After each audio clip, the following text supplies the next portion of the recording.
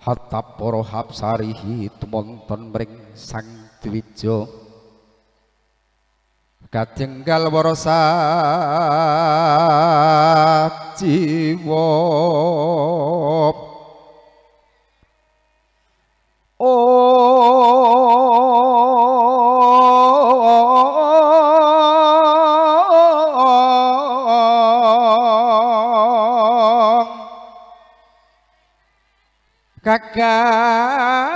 kakasing tias dahat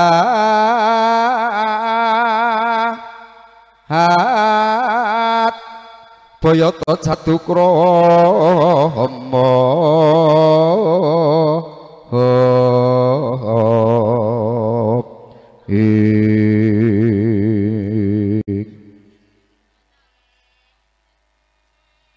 Walto kaya mangkono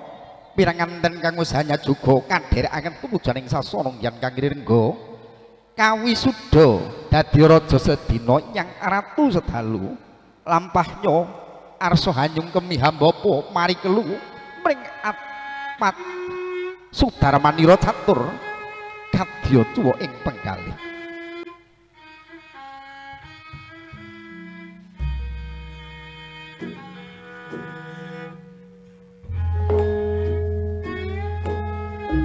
punapa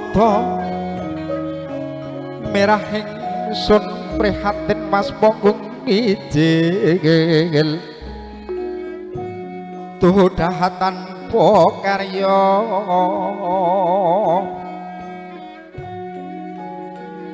dodok mari kelungkung dem ing bantala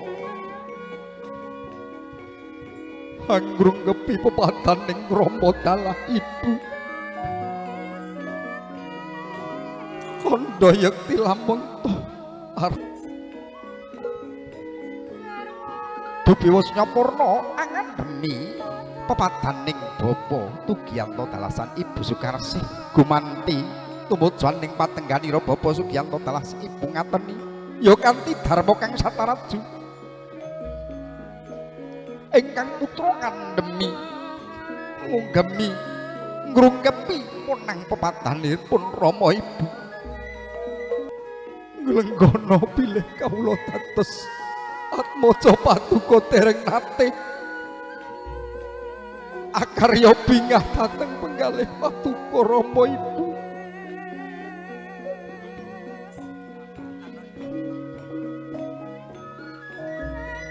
dereng nate akarya bungah dateng penggalih paduka Rama ibu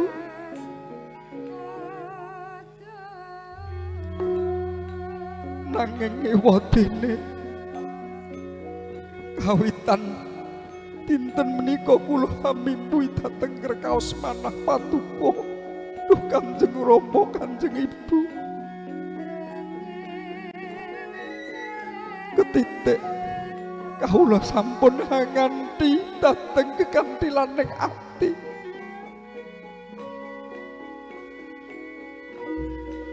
boten ateges kawula badhe badal dateng dawuh paduka Kanjeng Rama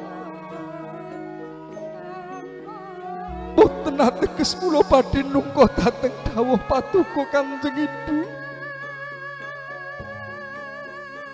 nanging badhe dipun kados pundi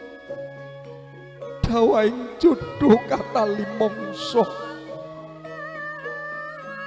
sangkun tungkap yuswa bilih kawula kedah manjing alaming madya alaming bebrayan kawula kedah nganti garwa minangka dados lelimbangan gesang kawula ing alam madya pada Rama ibu mokal kula saged lumampah nemai kabejan jati lamun datan nganti dateng pangestu paduka Rama ibu mugi pamuji donga tuwin pangestu paduka kalunturna kagunturna dhateng kawula temah saged tatak tanggon tetek anggen kula badhe manjing lumbang aning samutrianing bebrayan agung Rama Ibu kula nyuwun pamit